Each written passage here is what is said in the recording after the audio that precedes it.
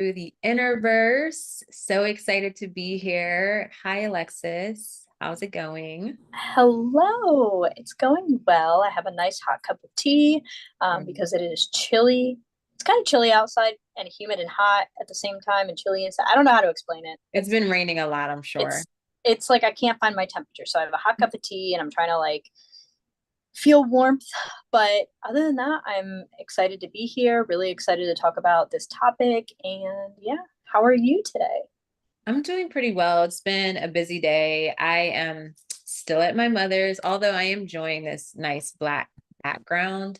But yeah, so it's been really hot here in Maryland, and then a bit similar. It started raining like heavily this evening, and so it definitely cooled everything down. And I was just telling Alexis, like, I'm in AC, which I'm not used to having central air conditioning, so it is nice, and it's like I get to be cozy while it's like really hot outside, and I'm so grateful for that. So with that said, this week, speaking of the heat, if you are in the northern hemisphere, this is summer solstice. If you are in the southern hemisphere, it's winter solstice.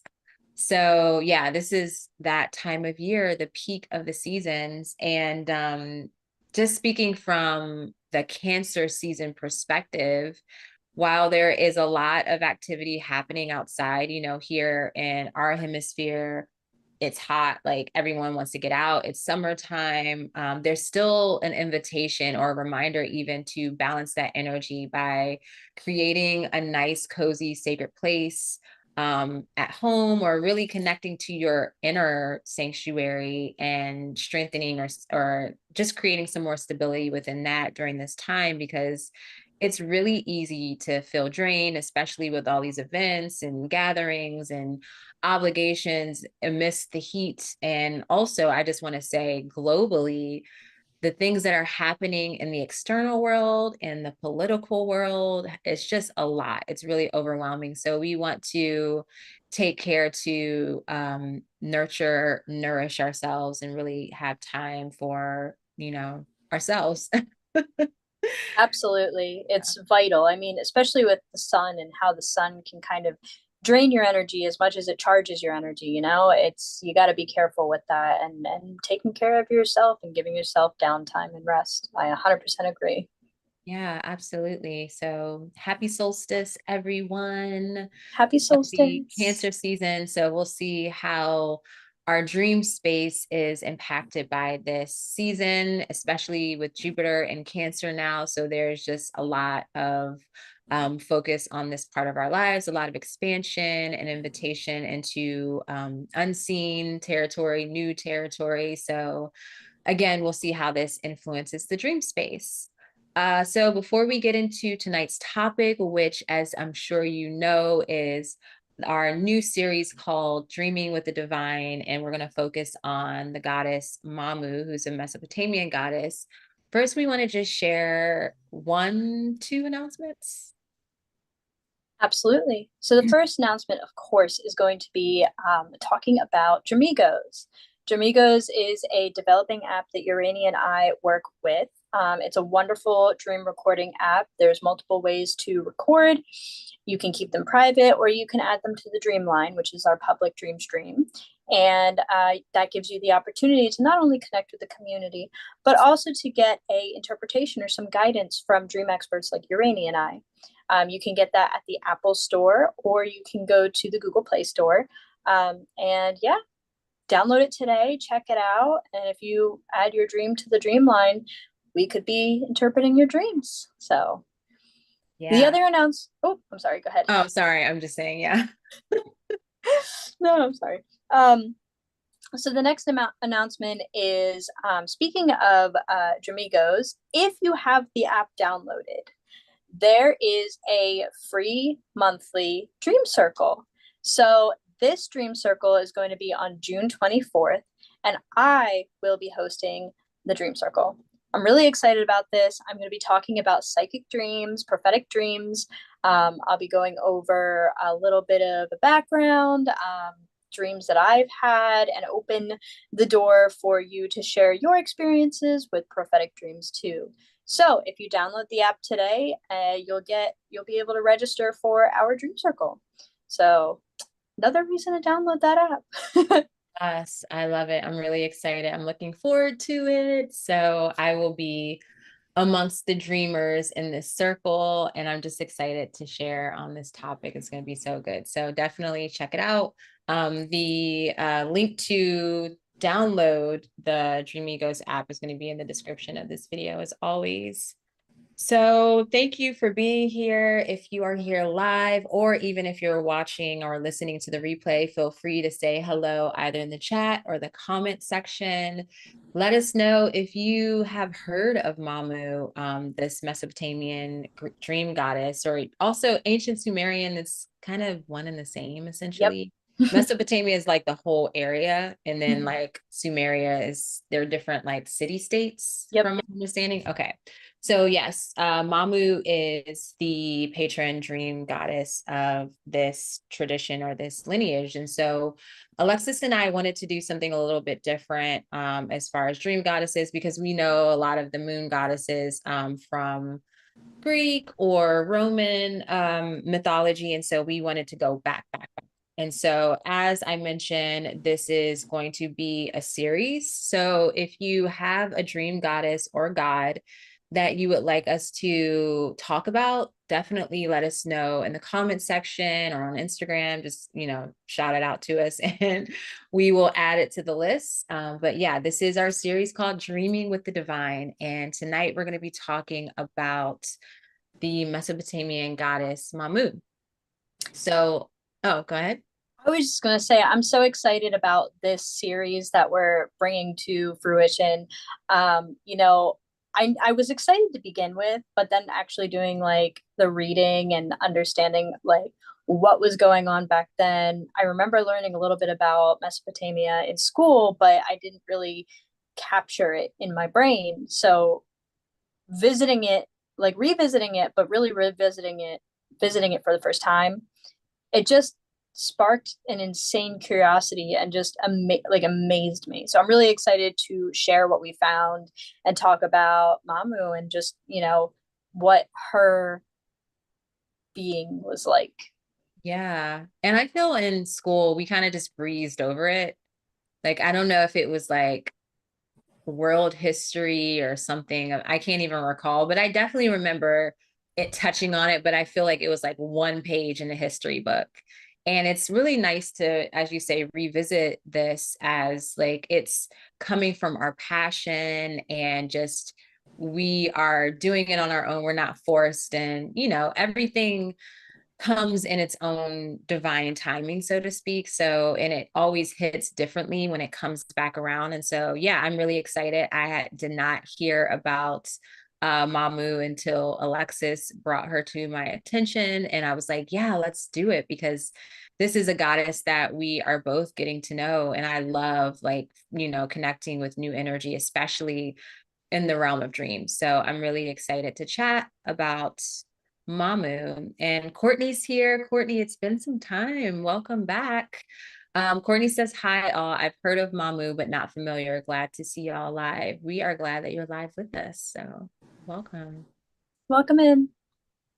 So we're going to start by talking a little bit about the history of Mesopotamia and the mythology of this period. And so, Alexis, I'll let you go ahead and introduce that. Thank you. So this is really interesting because Mamu and the gods associated are some of the oldest in history that are at least recorded. And I just find that insanely interesting. But also, just thinking about how long ago it was that these were recorded.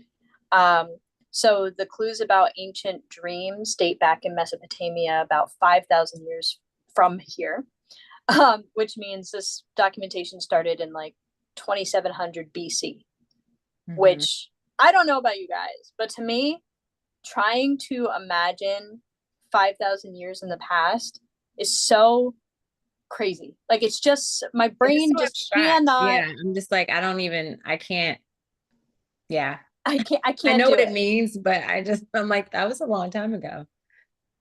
So its inhabitants they're the first like urban cities of Mesopotamia, and they're considered the cradle of civilization. So this region is located roughly in the center of modern Iraq. Just to get an idea locationally where we're talking about. Dream lore from Mesopotamia is based upon pieces of written material unearthed by various archaeologists over time and then translated. Which again, the idea of finding a new language, or an old language, I should say, and trying to interpret the old language into at least English, or, whatever language is new now. I can't imagine what it's like to pick something up on tablets and be like, I'm going to figure out what this is. And then the process to get to there. I don't, the translation of the ancient text is crazy to me too. And then just to be able to trust what you're perceiving, or what the way in which you're translating it is accurate. Like there's something's always going to get lost in translation. And Yes. I also definitely think it's important. I mean, obviously, when it comes to this kind of work too, I feel there has to be like usually a deep passion, a deep call, because it is really intense. It is really complex, and it is technically like a lot of work to, go through the excavation and translating it. And like I said, having the trust that you are doing this efficiently and it's accurate. But there has to be some sort of like divine guidance and divine intervention that happens in that process. Like you're also receiving downloads as you are, uncovering this ancient wisdom and just learning about these really really old cultures. And so, I mean, to me, that's the way I envision it. Maybe it's like, I'm just thinking that's how I would experience it. Or maybe I'm thinking of it as like a movie, but I'm like, there has to just be this profound, like divine guidance that comes along with that to be able to like Oh God, yeah. translate and just, Yes. yeah, I don't know. Again, it's like, it's hard. It's a feeling, an experience, and it's hard to really put into words. It's absolutely like it blows my mind, like the brain power that you need and the imagination and just everything. Like it's just so much. But that being said, the first or earliest records belong to the Sumerians, and they were the first cultural group in Mesopotamia. They were written in a language that first involved pictographs, so small little pictures, for language. This was around 31 BC, but it developed into a form of writing that utilized wedge-shaped indentations pressed into clay tablets or cylinders. And this language was called cuneiform. So that language is made of over 700 different signs, that's just the background of the language of the Sumerians. They did record things like business transactions, accounts of battles, like historical events, and like day-to-day activities, but they also recorded mythology and beliefs and stories, and this included dreams and dream work. So most information relating to dreams were excavated and I apologize if I messed this up. I really tried. Like I listened to the translation or the pronunciation of these words and these people's names, and I just am horrible. So Asher, yeah, Asher Banapal. Asher Banapal. I don't think that's exactly it, but it was his royal library where all these were found and excavated from. He was a Syrian king who ruled the 7th century BC, so around the 670s in before BC. And he was also a scholar, which explains the library, which also like to create a library back then and then have it preserved for so long is such a beautiful thing. I love history and historical artifacts. It's like, I don't know, it's crazy. So one of the epics that was recovered from this royal library was the Gilgamesh. And it had a chronicle of dream events. It was one of the first known references of sequential dreams from the same dreamer. So you're familiar with the Gilgamesh, like vaguely Somewhat, yeah. familiar Yeah. with the Gilgamesh. I have only just heard of it. And you had mentioned that you had started reading it and wanted to read it, or whatever. I also do too now. Like, I'm like thinking about this. I'm like, this is 5,000 year old writings about dreams. So I definitely want to read that. But in this, there are techniques to induce dreams, increase the possibility for a deity to manifest, give guidance, and the symbolic and metaphoric nature of the dream imagery. So the interpretations were involved in that as well. Um, there were also dream temples where those who wished to have a deity manifest in their dream space would go to and rest and sleep and call in that guidance, which I feel like we should have more of those nowadays. I'm um working on it. That's like a I'm putting that 10-year out there for goal for you. me. Like, it's gonna The whole happen. goddess temple. Yeah. That's it. Yeah, that's a goal. You're That's a gonna have a mission. goddess temple, and it's going to be an ancient artifact 5,000 years from now. Yeah, I'm that would be manifesting amazing. that. Calling it in. Calling it um in.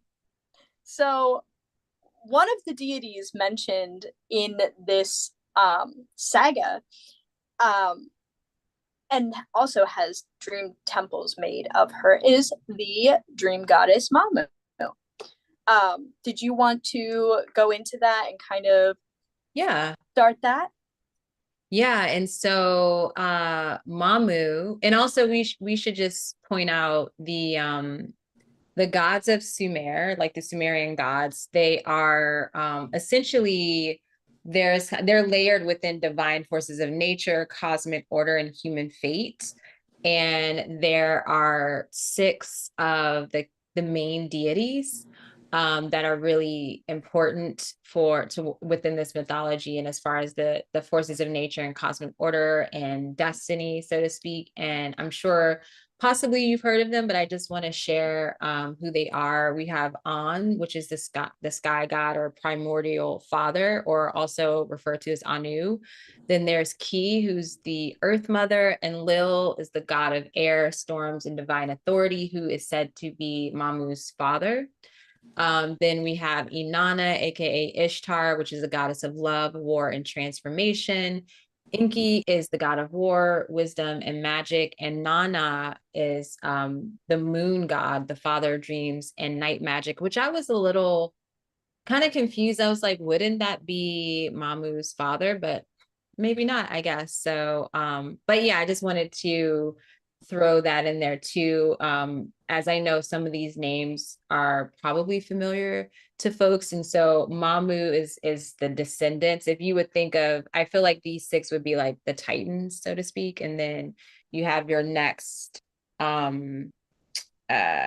like level of gods. Mamu is in that second level, so to speak, or as I said, considered to be the daughter of Enlil. And so Mamu, yes, is rooted in ancient Sumerian and Akkadian traditions as the goddess of dreams. And she is specifically known for or connected to prophetic dreams or message bearing dreams. And so her domain essentially, of course, is sleep, visions, and premonitions delivered through the dream realm. And she's essentially, she kind of gives me as far as like Roman gods or Greek gods, she kind of has like a Mercury Hermes kind of vibe.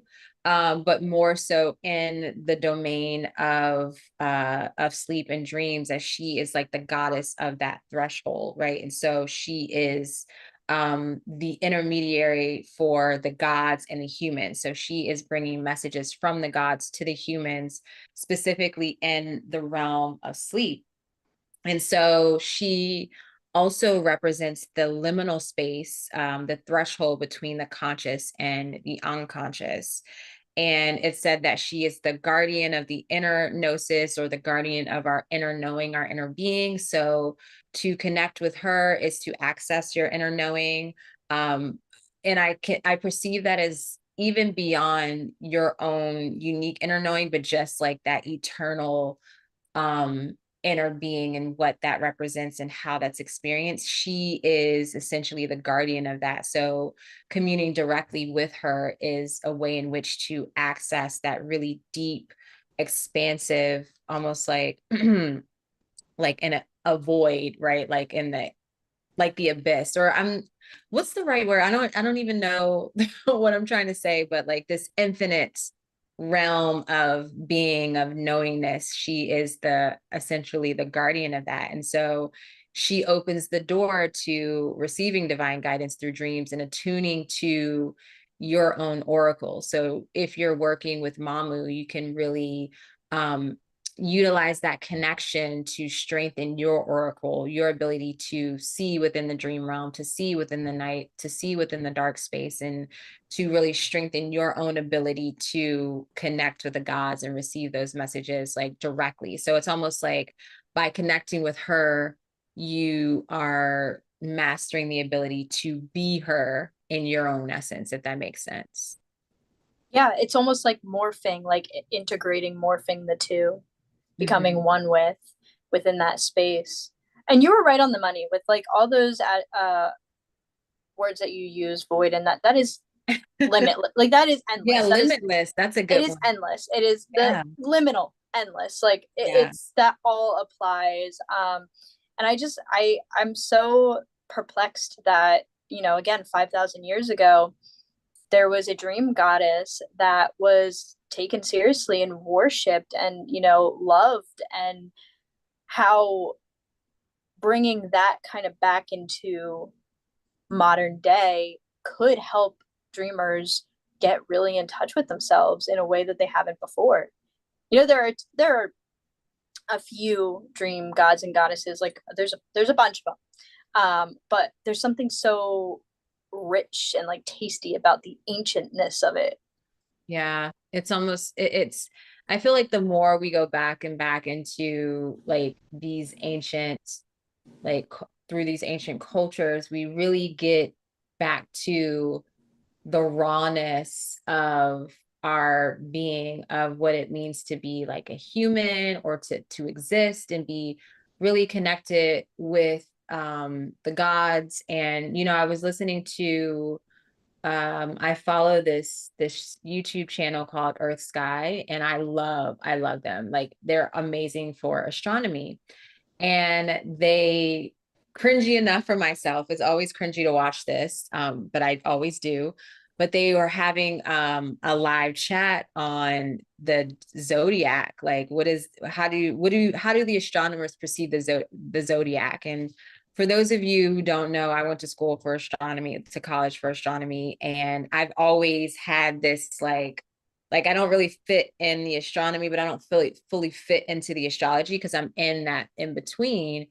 And so I remember they did a really good job. They were very respectful, and they were very like, we're not astrologers. So I'm just like, can you guys get an astrologer on here? It's always astronomers. Like, invite an astrologer, but it's a whole credibility thing. So, anyways, where I'm going with this is that they had mentioned that, astronomy, they were like, astronomy was like predates astrology, like for, it goes back and back and back. And in my mind, I'm just like, no, it was literally all one. Like they observed the sky, they told stories, and they commune with the sky was God. Like what they were seeing were the gods. And then we get into the experience of dreams, being omens, right? And even with certain astrological alignments, you would have they predicted specific omens, like there were omens and messages. And so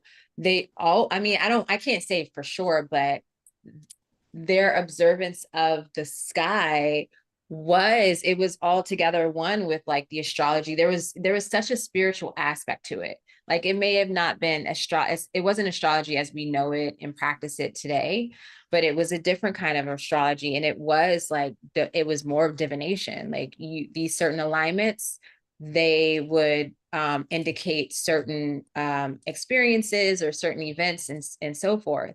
And so it really, like, the more and more we go back through time, going through time, but everything's happening all at once, right? But the more and more we connect with these ancient cultures, we are getting to the raw nature of existence and what it means to be on earth, and that connection of earth and sky is really important. And so that's how I really appreciate that we started with this particular goddess, as she is literally the liminal space deity, as far as dreams and in that realm, and the unconscious and the conscious aspects of ourself. And then her father is said to be the God who separated earth, heaven, and earth, making it habitable for humans. And so then his daughter is the one to be the messenger between heaven and earth, and specifically through dreams and through those kind of omens and guidance and messages, and really helping us to connect more with our inner world, because everything is happening within us. Like, we are within our own consciousness, and that's a whole nother thing that's blowing my mind right now. But it's like, no, we're all inside of this conflict. Yeah, so Absolutely. it's all beautiful. I love it. I love that you brought that up because in my opinion, just from observation, um, it seems like the pendulum swings. And at that point, I feel like humans were so in touch with themselves and existence. The Mm-hmm. you know, these things were all balanced because of the ability to, you know, I don't know, use logic, but use divination and lean into all of the unknowns and accept the unknowns and move forward with, the seasons and the way that being on Earth is. Like you just exist in the way that everything's shifting and the cycle shift. And I feel like we have swung so far the opposite of that at this point because we're in a state of like control. Like everybody's trying to get control. Everybody's trying to find like this one way or the other. There's no in between. I'm finding that that is so opposite to that time period back then. That pendulum swings so far to the other side looking back now and where we are now. It's crazy to me. It's crazy that there seemed to be a lot of connectiveness to humanity back then, and then the disconnect now is insane. Like, really comparing it, it is insane. Yeah. It's like the astrology and astronomy, like they were able to live and pay attention to the patterns and live it, pay attention to themselves and move, like watch the way they are and move with it so fluidly. There was no question. So like it all blended together. And now it just feels so torn apart. It's very interesting. It's Yeah. very interesting. Yeah, it's like we are like back in the, like, say this period, these ancient times, they were definitely guided by nature, by the cosmos. And it's like there was extremes in that time, I'm sure, in the sense of like what I'm connecting with, as far as like there could have been a lot of fear with that. There was a lot of misunderstandings.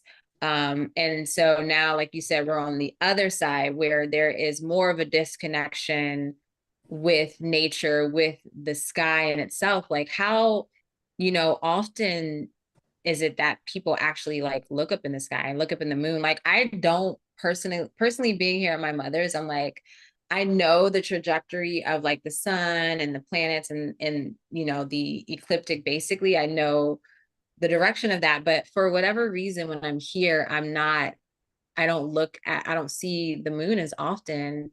And I know she's waning, so she's losing light. But like when I'm at home, it doesn't matter. I'm always seeing it. And so I thought about the other day, I was like, I haven't seen the moon in like a couple days. Like, and it really like hit me. But there are a lot of people that don't pay attention to that at all. Like, you're not looking up, you're not connecting. And so it's just interesting to see that shift. And it's almost like now, yes, they were very intelligent back then. We're very intelligent now in a different way. And we connect more to being God, but almost in like a distorted way. Like you're saying, like there's a lot of control, right? And so we are, yeah, it's just, it's interesting to like see the dynamic and how things have shifted and how the pendulum swings in one way and the other.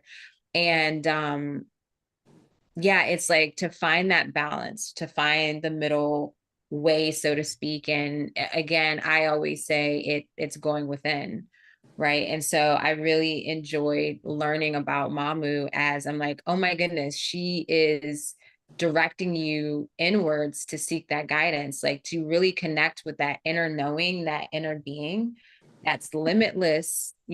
Connecting with her is the way in which to do it.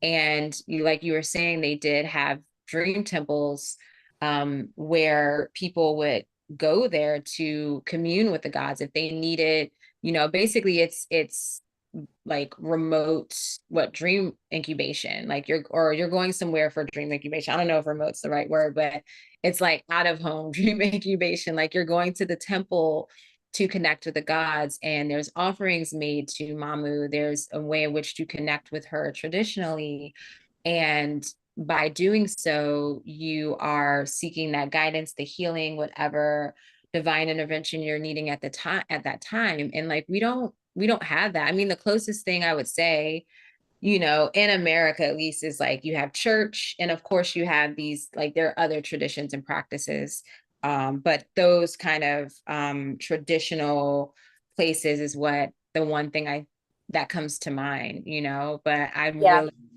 craving this kind of, like, I'm craving a dream temple. Like, can you imagine going to like a sacred sanctuary to sleep and have people like do nice spiritual baths and, say prayers and blessings over you, or you're reciting invocations and mantras. And, we've already talked about before how when you sleep in different places, it really influences your dreams, right? And so I can't imagine what they experienced during that time. I, ever since you mentioned wanting to open up a temple, like, because you mentioned this early in us talking, like, this has been an idea of yours for a long time. All I could think about is we really like need to do that at some point. Like, you really, I feel like the downfall of losing, like, humanity kind of losing their connection with the unconscious and the dreaming. I feel like it just kind of like you take away bits and pieces until there's nothing left, and then they don't think about it. If we had a dream temple, like, you don't even, it doesn't have to be. I think what I have issues with temples that are already kind of in, like, already built, at least the ones around where we are, is that they're either like churches like specifically for a one group of religious beliefs, or they're not capable. The other thing is they're not capable for like overnight stay and like real long time,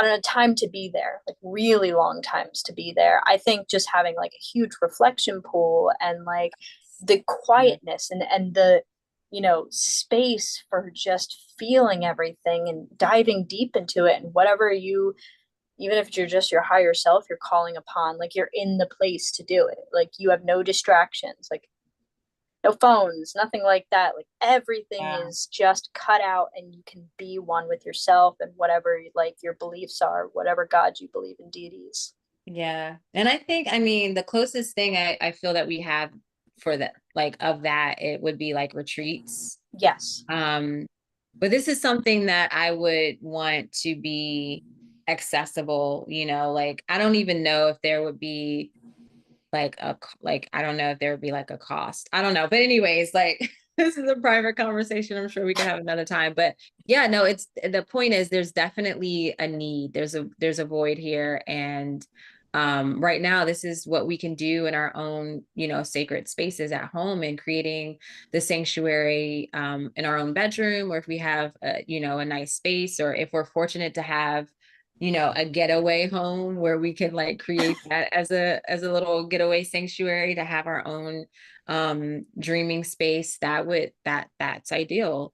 And so, when I was doing the research here for Mamu, I really felt her power in dream incubation. And Alexis and I have talked about dream incubation on a previous episode, and she is, being that she is the intermediary for between the gods and humans, and her whole kind of purpose or mission is, or what she brings forth are these prophetic dreams, these visions, clarity within the dream space.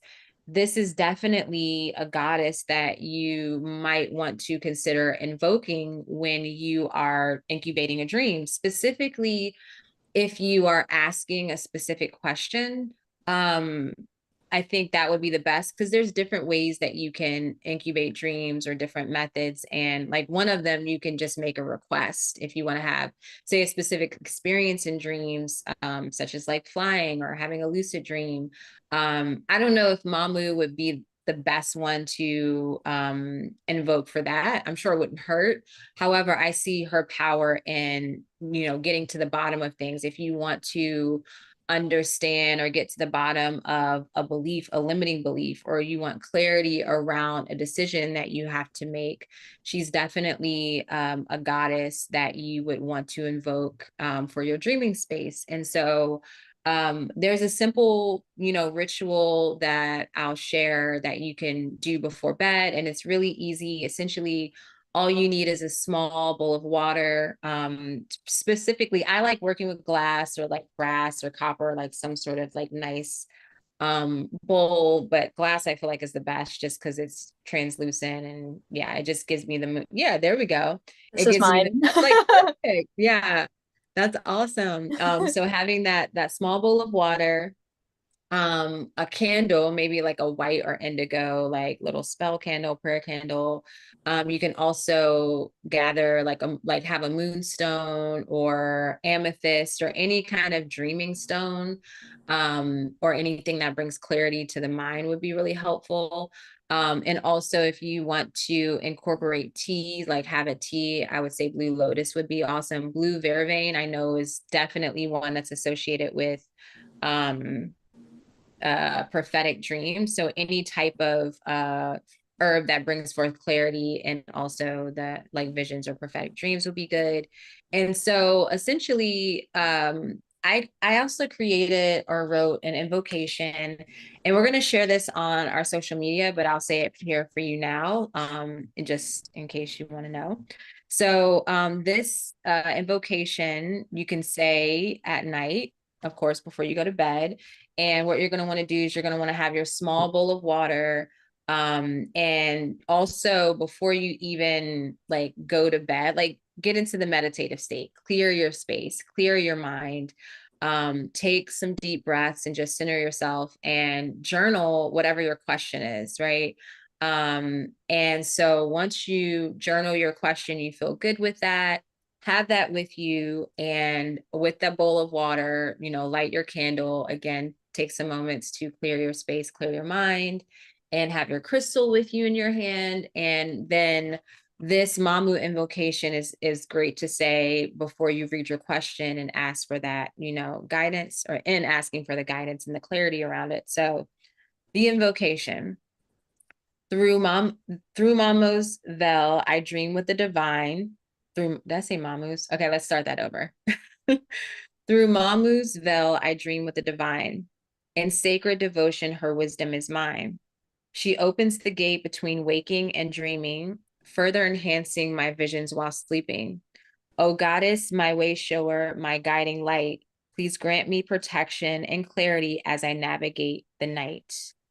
So then once you recite that, just feel into the space. Again, just center your energy, breathe calmly, and you can gaze at the candle and just really connect to the energy around you and the energy within you. And when you feel ready, you can read your question aloud, and then be at peace with that. You can then blow your candle out if you don't want to sleep with your candle, or you can let it burn out before you fall asleep. And then when you go to bed, you can take your question with you. I like to like roll it up like a little scroll and put it under the pillow with my crystal. You can have your bowl of water next to you on the bed, or maybe create a little altar space for it on your dresser or something. Just having it in the room with you would be ideal. And so essentially, that's just like a small little way to connect with Mamu and integrate her into the dream space. You can also, or of course, take note of your dream, record your dream the next morning, or even just an emotion. Everything, anything works. And yeah, that's what I wanted to share on that. I love it. I love it. Urania sent me this invocation earlier in the day, and I cannot tell. Like, I love this so much. I'm going to use it. And what I'm excited too about is how Mamu is going to show up for us in our dreams. Because Urania and I talked about doing the incubation for her, within the next couple days or weeks, whenever it's convenient. Um, and I'm excited to see how she shows up because there is only minimal knowledge of these stories, and there's not really, I didn't find really any pictures like of Mamu. So we don't really know what she looked like. So I'm really excited to see how she comes through. Another thing I wanted to mention is that going back to the dream temple that we had talked about, I can only imagine the experience of dream sharing with other dreamers who are at the temple with you. I was thinking about the aspect of dream sharing and meeting each other in their dreams. That would be I just I'm really excited for this temple.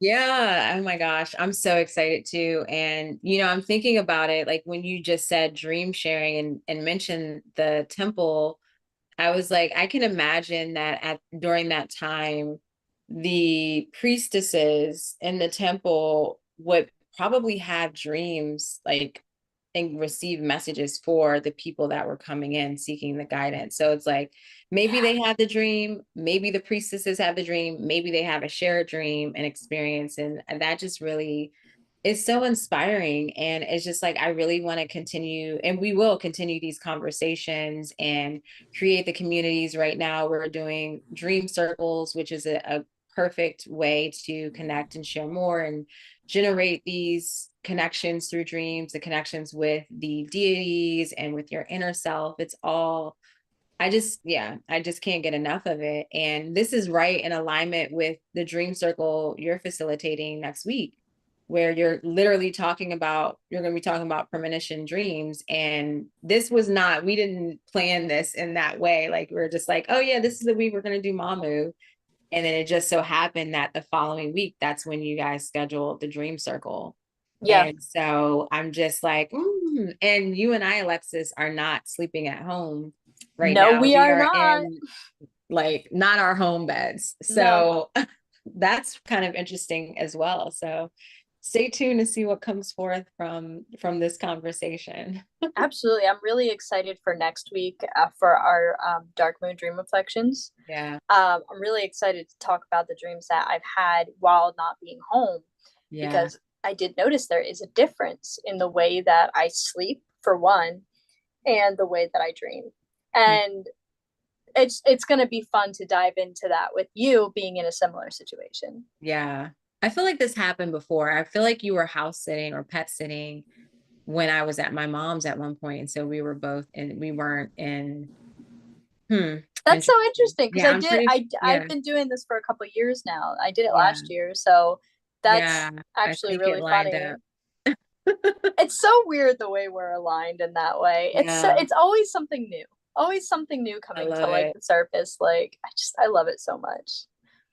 Yeah, so I'm gonna share the invocation in the comment of this chat. And I'll also share it in the description of this video. So if you want to have that, check out the pinned comment. I'll do that after we end this live recording. And yeah, I guess if anyone's watching right now, I know people are watching, I'm looking at the metrics, but if there's anyone out there that wants to share a comment or ask a question, this is a great time to share your thoughts. We would like to know. We're going to be wrapping this conversation up here in a minute, but yeah, it's there. I wish there was more on Mamu. Yeah. And I feel that the best way, of course, to learn about her and just connect with her and experience that energy is to invoke her like for your dreaming space. So Absolutely. We're gonna have to do like an update, maybe not a full like video, but an yeah. updated like of us connecting with her and how it came through for us, because it's true.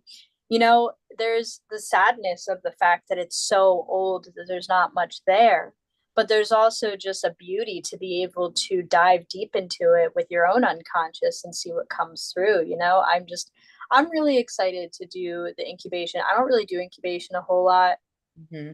I tend to just kind of go with the flow of whatever, unless I'm like particularly geeked out about like celebrity or whatever fandom. I'm like, whatever. So to actually take the time to do a ritual, and I'm going to do everything you said, I'm going to do, because it's just so perfect. Like I'm going to have moon water in my little dish. I might float my tea light in it and then put like or Ooh, not that's a herbs, good idea. flowers around it and really make it pretty. And like, I'm going to really put energy into this incubation. And I also like, thank you so much for writing that invocation. It's just so beautiful.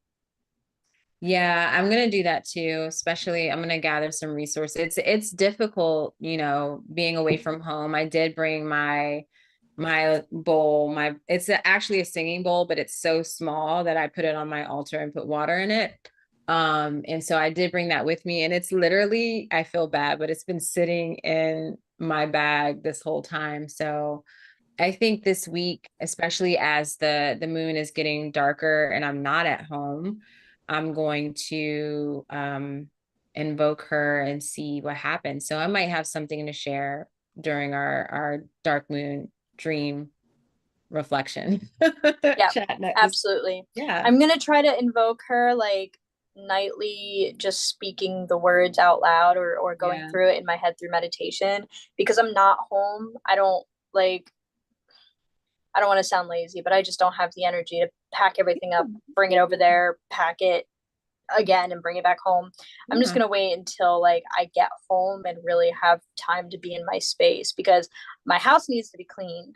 So I will have a whole like cleansed area, Oh, top that's and really bottom, nice. Yeah. and I can really hone in on creating this altar and like allowing myself to drift into Mm. this space. So I'm excited.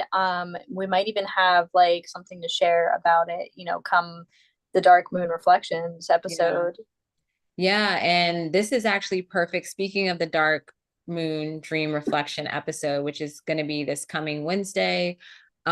It's the day of the new moon, right? Wednesday, whatever day that is. So, this is a perfect ritual and invocation to do for the new moon. It's going to be a Cancer new moon. And so, I mean, she's in her home, her sacred space, and it's Mm-hmm. focused on renewal. It is that moment of darkness. And so there's that initiation and entrance into the void, but there's the growing light. So representing clarity and the growth of clarity and illumination. And so if there's a question that's been on your mind, or there's been a circumstance, or you just want to get to the bottom of things, take this week to really contemplate on what it is that you are seeking some insight or some illumination around. And then come the new moon, that's a really amazing ritual to do for that new moon. And cleansing your space is perfect in preparation for that, as it is cleansing your sanctuary. And yeah, I would love to hear how that goes for any of you if you do try that. Yes, please share. I am so excited. This is just, there's going to be so much strong energy coming from this new moon. Mhm. And yeah, I'm just excited to see what comes through. It's always a mystery. Yeah. Alrighty, well, I think that we kind of covered everything we could with Mamu. Like we said, there wasn't really much, but I think that we all get the sense of her essence. And again, if you really truly want to connect with her, like don't listen to us, just go to your dream space and make that direct connection. And then please share with us if you desire to. All right. Well, please like this video. If you enjoyed this, please share with a friend and subscribe to our channel. Follow us on Spotify, rate us on Spotify. That really helps our exposure. And we look forward to connecting with you all next week for those dark moon dream reflections. Absolutely. And download the Dramigos app so you can share your dreams and also so you can be a participant in our free dream circles. It's a lot of fun and it's a great place to record. Awesome. All right. Thanks for the love. I saw that heart. All right. Thank you, everyone. Have sweet dreams. Sweet dreams.